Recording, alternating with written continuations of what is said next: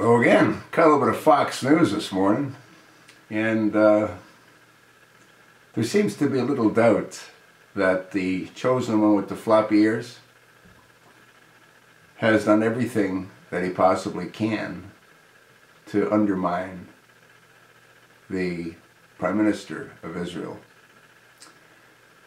And what's amazing is this is the first time a president of the United States has done what it appears the chosen one has done.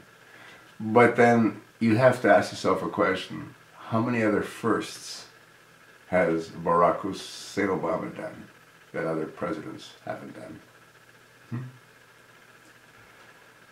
It doesn't take a rocket scientist to see the hatred that Obama has for Netanyahu, Benjamin Netanyahu, the Prime Minister of Israel. The election in Israel takes place tomorrow, and we'll learn the fate of the Prime Minister. We'll also learn the fate of Israel. This is unbelievable. What's more unbelievable is that this insanity is allowed to continue. You've got the Munster lookalike, the Secretary of State, John Kerry, pretending to be a statesman, negotiating with the Iranians for well over a year. And while they're negotiating, the Iranians are working feverishly to develop a nuclear bomb. And this has been going on for, I don't know, 18 months. And when John Kerry himself said that the deal, once cut, isn't binding, how insane is it that our government, our Congress, allows this idiot to continue negotiating on a deal that's not a deal? The whole thing is mind-boggling.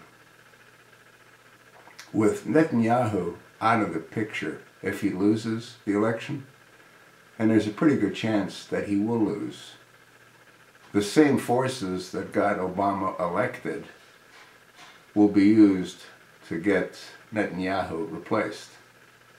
They're formidable machinery. Otherwise, this jackass wouldn't have been able to steal the Oval Office for a second time.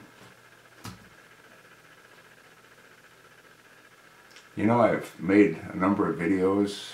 I talked about the significance and the importance of the midterm election back in November. It turned out to be the second most expensive election in our country's history. And what did the GOP do with what was given to them by the Republicans in this country? They squandered it. Yeah, in essence, they spit in the faces of the Republican voters because nothing changed. And I said nothing would change unless change is made at the upper ends of the GOP, both in the Senate and in the House. When the same garbage is allowed to ferment, what else would you expect to happen? History will show Mitch McConnell to be a weak individual. History will show Speaker John Boehner to have been in the pocket of Barack Hussein Obama. History will show that America was destroyed from within, just as King Abdullah had planned. You know, I've touched an awful lot of topics, and I've made over 7,500 videos.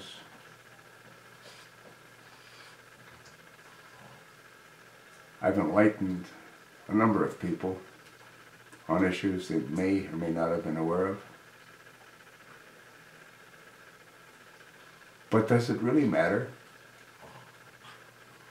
Has it changed anything for the good? I don't think so. The wheels have been in motion far too long. What I regret is not being able to have done more. What I regret is the future that our children won't have, the future that our grandchildren won't have. That's what I regret.